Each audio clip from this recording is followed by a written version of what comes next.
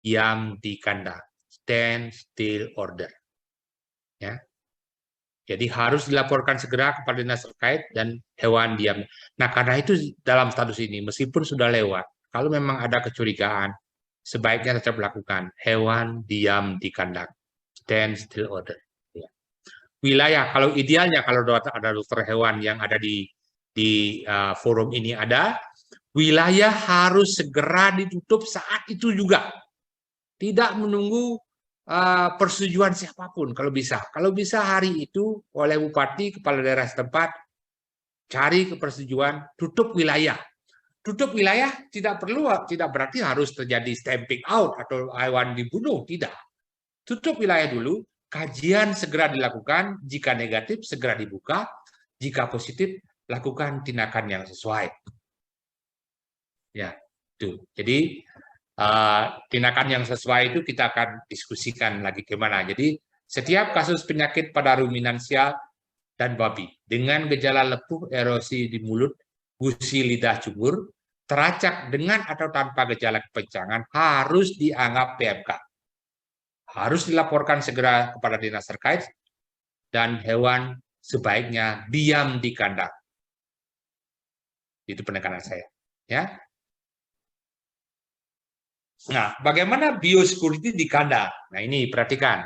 Jadi kandang yang tercemar bisa saja menulari infected farm. Ya, kita harus melakukan semua upaya untuk tidak membuat virus dari kandang tertular ini menjadi ke kandang yang tidak tertular atau kandang baru, kandang yang hijau. Jadi misalnya ini harus kita perhatikan wild and domestic animal and their products. Jadi hewan liar, hewan rumah, anjing, kucing, ayam, sebenarnya jangan sampai berkeliaran di kandang, kemudian pergi ke kandang yang berikutnya. Ini yang bisa berisiko secara meskipun dan lalat, ya, meskipun secara mekanis tetap berisiko menularkan penyakit. Di hewan, kemudian orang, ya, orang, dokter hewan yang pergi ke kandang, dokter hewan yang melakukan vaksinasi, perhatikan, dokter hewan yang melakukan vaksinasi itu prinsip utama mestinya lah satu hewan, satu spike, atau paling tidak satu hewan, satu jarum suntik, jarumnya saja. Karena kita beresiko menularkan penyakit ke hewan berikutnya. Ya. Kemudian dari perlengkapan dan kendaraan yang keluar masuk kandang. Ini yang perlu menjadi perhatian. Ya. Dan sebagai oleh-oleh saya biosecurity sederhana untuk menekan wabah PMK ini saya saya modifikasi dari pengalaman saya untuk edukasi publik untuk African Swine Fever atau ASF. Jadi bahwa ada 3 daerah, yaitu daerah merah, ini berarti bisa rumah, bisa pasar, bisa jalan raya, bisa pasar hewan, bisa apa saja untuk ketemu tempat ngobrol barangkali dengan tetangga, ya. Kemudian ada wilayah kuning di mana tempat kita ganti baju, mandi, ganti baju, ganti pakaian, ganti sepatu, dan daerah hijau di mana kandang kita dan babi atau sapi hewan kita ada di dalamnya. Ini konsepnya bahwa kandang dan hewan mesti steril dan sehat. Ya. Selalu didesinfeksi dengan bila perlu ditambah jaring nyamuk atau lalat. Ini perhatikan kalau babi barangkali masih bisa, tapi untuk sapi yang saya lihat mungkin akan sulit, tapi sebaiknya kalau mau beresikonya berkurang kita lakukan. Mencegah yang airborne, yang kemungkinan penularan lewat angin, itu sprinkle desinfektan setiap 10-15 menit. Sehingga kandang itu selalu ada dalam keadaan desinfektan yang dalam uap kandang. Jadi kalau ada virus pasti sempat. Nah, desinfektan yang paling murah, ya, saya pelajari tadi bagaimana menghitungnya, itu kapurit. Cukup 30 ppm saja. 1 gram dalam 30 liter air. Jadi kalau lebih sedikit ya. Setiap orang yang masuk kandang mesti didesinfeksi, mandi, ganti baju, ganti sepatu. Demikian juga yang baru keluar dari kandang. Ya, ini tidak ada cara lain Bapak Ibu sekalian, teman-teman. Peternak mereka itulah investasi mereka. Hidup mereka di sana, di ternak ini. Mereka harus didorong, mereka harus capable, mereka harus mampu menolong diri mereka sendiri, bagaimana menghindari diri terhadap dari penyakit PMK ini. Jadi ini yang harus tugas kita bersama. Tugas saya merasa menjadi tugas saya sebagai akademisian, sebagai ahlinya, ahli virusnya yang mengetahui sedikit tentang virus, untuk bagaimana membuat peternak lebih siap, gitu ya. Dan bagaimana mengurangi kesakitan hewan karena PMK, ini saya ya tugas kita adalah juga tidak hanya bertindak sebagai dalam hal epidemiologi atau wabah, tapi bagaimana individual. Jadi yang barangkali yang bisa menolong adalah antipiretik, anti demam, ya. Perhatikan, anti radang, ya. Dexamethasone misalnya, antibiotika, sama paling mohon diingat, antibiotik barangkali maksimum tetap harus diberikan minimal 3 hari. Kemudian untuk kaki yang pincang, larutan yodium untuk luka lepuh luar, ya. Jangan dikasih minum yodium hewannya, ya. Lepuh luar bisa diberikan. Yang pincang agar dirawat dan di tempat bersih dan kering. Jadi, saya kira itu di Bapak Ibu sekalian dan sejawat dan semua yang ikut dalam acara webinar ini dan juga live streaming di Facebook, nanti akan di-upload juga di YouTube. Sekali lagi itu yang ingin saya share, bagaimana secara praktis memahami PMK secara umum dulu, bahwa resiko tidak hanya sapi, babi, domba, dan sebagainya. Dan kemudian yang lain adalah bahwa kita mampu, kita bisa mengurangi dampak daripada PMK dengan melakukan biosecurity sendiri di tingkat kandang, dengan tugas yang kita semua mempunyai tugas, melindungi hewan yang kita punya, dan juga melindungi hewan punya orang lain. Saya kira itu, saya akan tutup dulu, dan saya siap untuk ada diskusi. Kalau ada raise hand, ada diskusi, saya siap saja. Ya. Siap. Saya kembalikan ke Sutrisna. Terima kasih, Trisna. Baik, terima kasih Prof untuk pemaparannya. Mungkin sudah ada satu pertanyaan Prof di kolom chat, tadi saya lihat sepintas dari Prof Iwan. Oke. Apakah jarah Selat Bali menjadi salah satu penyebab PMK masuk Bali? Saya kira iya, iya dan tidak, Pak Prof Iwan. Jadi Selat Bali itu hanya 2 km. Saya pernah tanya, tidak panjang 50 kilo ini. Selat Bali di antara Jawa dan Bali itu hanya 2 km itu. 50 km terlalu jauh bahkan. Tapi kemudian saya kira kalau istilah epidemiologi, ya, mungkin Pak Son juga tahu, bahwa perbatasan daerah Bali itu porous, berpori. Bahkan bukan porous, barangkali berlubang. Ya. Pertama adalah setiap jengkal pantai di Bali itu bisa didarati jukung kapal. Betul, ya, betul. Setiap sentimeter, saya kira, setiap sentimeter pantai, kecuali mungkin Pantai Uluwatu yang mungkin tidak bisa di tempat berlabuh. Jadi setiap pantai di Bali semua bisa bisa jukung, bisa berlabuh, dan itu di luar pengawasan karantina. Kemudian yang kedua adalah pemasukan domba dari Jawa. Itu saya tidak ada data, tapi saya lihat seperti tadi, domba pasti dianggap tidak sakit karena memang gejalanya ringan, cenderung karena hanya kepincangan. Saya kira itu banyak, tapi saya kira mungkin faktor yang utama, Prof Iwan, adalah masuknya hewan hidup, live animals dari luar Bali. Ya, Prof Iwan. Prof. Ya, silakan. Nah, begini Prof Mardika. Soalnya logika pemikiran saya sederhana. Bali itu terisolasi laut. Dari Jawa tuh nggak mudah. Ya kalau pengawasannya baik ya.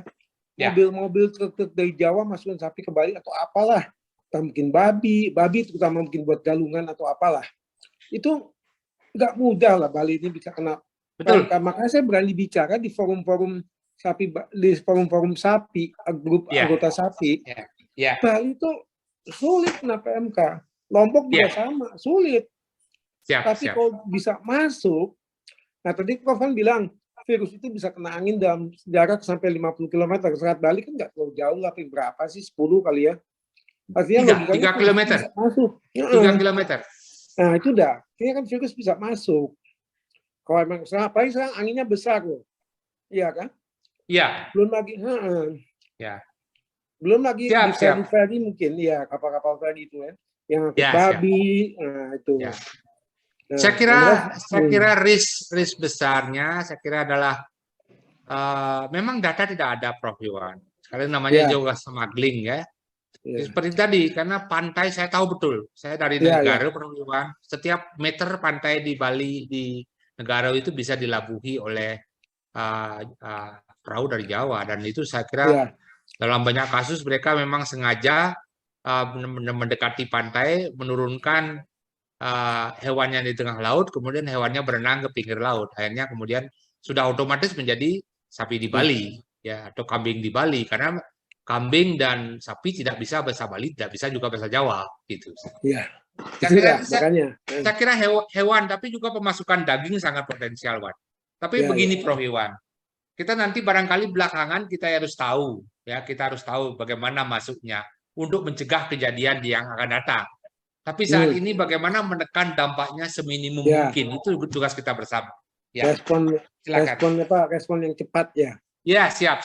Ini dari kolega saya, murid saya, ya, dari murid saya, mantan murid saya, Alipio de Almeida. Horas Bah, apa kabar, Alipio? Ya, ini udah senyum-senyum jadi pejabat ya di sana sekarang. Dosennya masih kere, dia kaya sekarang ya. Jadi selamat sore, Prof. Jadi Timor Leste, apakah sudah ada kepastian bagaimana virus PMK sudah balik? Sudah dijawab tadi. Ya, kita masih mencari. Kita belum perlu tahu lah, Prof. Alipio. Kita nggak perlu tahu dulu bahwa bagaimana dia masuk ke Bali. Nanti belakangan kita harus lakukan. Bagaimana mencegahnya di kemudian hari. Tapi kemudian bagaimana menekan dampaknya. Itu yang barangkali lebih penting. Nah, yang kedua untuk Alipio sekarang, semua potensial itu bisa masuk masuk ke Timor Leste, barangkali kepentingan Timor Leste. Nah, untuk sementara memang Timor Indonesia belum kena. Ya, ini begitu mereka kena, Timor Leste harus sudah siap-siap. Ya, ini yang harus diperhatikan. Saya lihat di peluangnya Timor Leste justru menjadi sumber daging untuk Indonesia. Itu bisa produksi besar-besaran di sana kita ini, Alipio.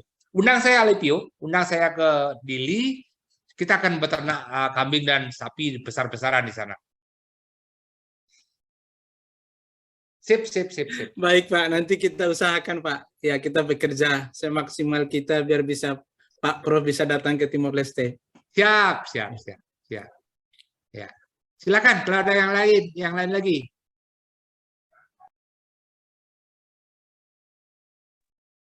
Kalau Pak Son, sore, Prof. Oh, silakan. Oh, Pak Ibu Ria Laksamana Wijaya. Silakan, Bu Ria. Iya, mau tanya Prof, ini kan kita di Bali sudah ada edaran dari Menteri Kementannya ya, untuk penutupan Bali. Ya. Sampai kapan juga belum tahu lockdown itu. Ya. Nah, ini apakah efektif untuk menjaga Bali dari PMK? Itu yang pertama. Yang kedua, kalaupun efektif, kira-kira dalam periode berapa lama lockdown ini berlangsung sehingga kita bisa dinyatakan bebas dari PMK lagi. Karena sampai saat ini sih saya sudah sempat beberapa kali komunikasi dengan Disnak Bali, tapi belum ada pernyataan resmi dari pemerintah Bali sendiri untuk menyatakan Bali ini apakah zona hijau atau zona merah, masih abu-abu sampai sekarang. Ya. Gitu. Sedangkan kita peternak di sini kan memerlukan yang namanya kepastian. Apakah memang ditutup dalam waktu berapa lama dan antisipasinya seperti apa? Karena kemarin saya juga sempat lihat di kementerian bahwa sudah ada vaksinasi PMK ya. Iya. Nah, sejauh mana pemerintah Bali itu mulai greget kalau memang kita sudah di lockdown, kenapa kita nggak dapat vaksin sampai sekarang? Iya. Ya, mungkin sampai itu dulu, Prof. Tentang vaksin, yang kita baru tersedia vaksinnya 800.000 dosis di Indonesia. Kebutuhan vaksin nasional, kalau dari sapi saja, sapi ada 18 juta. Kalau setahun perlu 3 dosis, maka setahun perlu 54 juta dosis. Ya, sehingga masih jauh dari mencukupi. Ya. Kemudian yang kedua, nanti mungkin Pak Son, saya mempertanyakan efektivitas vaksin karena vaksin itu dari garis kinetik yang berbeda, yaitu O1 di Eropa, itu asal mulanya. Sementara yang kita punya adalah O yang berbeda. Itu saya akan jadi saya kritisi. Nah, bagaimana efektif di Bali? Ini yang perlu direvisi. Ya, saya sudah sampaikan di banyak forum, tapi mungkin ya tidak sampai ke penduduk kebijakan di Bali. Yang harus di peternak yang mestinya saya dari forum ini saya ingin mempengaruhi peternak, advokasi ke peternak bahwa untuk mendekan dampak yang besar, maka yang harus dilakukan sekarang adalah stand still order. Semua babi, sapi, kambing, domba diam di kandang. Kemudian pemotongan harus kita atur nanti yang mana ternak bisa dipotong dan tidak dipotong, dan di mana dipotong sehingga bisa diawasi sehingga kemudian desinfeksi dan sebagainya itu bisa dilakukan dengan baik. Jadi ini yang harusnya diatur lebih detail. Yang lain adalah bagaimana dengan pemotongan hewan sakit. Kalau saya sih tidak sarankan, karena saya kira semua agama dari kita mengajarkan. Jadi kita hanya mengkonsumsi hewan yang tidak sakit, yang mesti sehat. Kan itu ilmunya. Tapi kalau praktiknya dilakukan yang sakit kemudian dipotong, sebaiknya dipotong di tempat, ya, potong di tempat. Kemudian semua cairan yang bekas cairan dari hewan itu didesinfeksi dengan baik, ya. Yang mahal sih, kalau pakai yang mahal yang mahal silakan saja, ya. Tapi yang murah tadi sudah saya cari-cari coba di website atau di literatur itu adalah dengan kaporit saja 30 ppm itu sudah dianggap cukup. Semakin tinggi tentu lebih baik. Jadi dengan kaporit saya yang dengan konsentrasi bagus itu yang Ibu Ria. Jadi Ibu Ria saya kira kita ini yang saya peternak yang mesti berdaya, ya. Saya ingin sekali lagi memberdayakan peternak berdaya untuk mengatasi dampak PMK sehingga dampaknya minimum, karena mengandalkan pemerintah sendiri saya agak skeptis mengandalkan pemerintah. Ini yang mestinya adalah saya kira saya akan lebih manjur gitu kalau kita mengadvokasi peternak. Nah, acara ini juga saya tadinya greget saya itu adalah ingin mengadvokasi peternak, termasuk mengadvokasi teman-teman yang di daerah yang bebas, termasuk di negara yang bebas. Dulunya daerah juga, dulu provinsi bebas Timur, sekarang tiba-tiba menjadi negara bebas. Saya kira itu. Ya, Alipio, silakan Alipio. Terima kasih Pak. Ini virus PMK ini Pak, sudah sapi yang sudah sering, padahal ruminan kecil sama babi juga sensitif. Tapi kok sampai sekarang belum ada laporan dari ketiganya itu Pak. Apakah hubungan dengan strain virus PMK yang sekarang atau bagaimana Pak? Iya, karena belum ada laporan sama sekali dari babi, kambing sama domba. Wah, ini pertanyaan profesor ini. Sulitnya minta ampun nih profesor nanya ini. Tuh lihat kepalanya sudah bersinar itu, mata kepalanya udah. Saya kira ini saya lihat tadi ya, makanya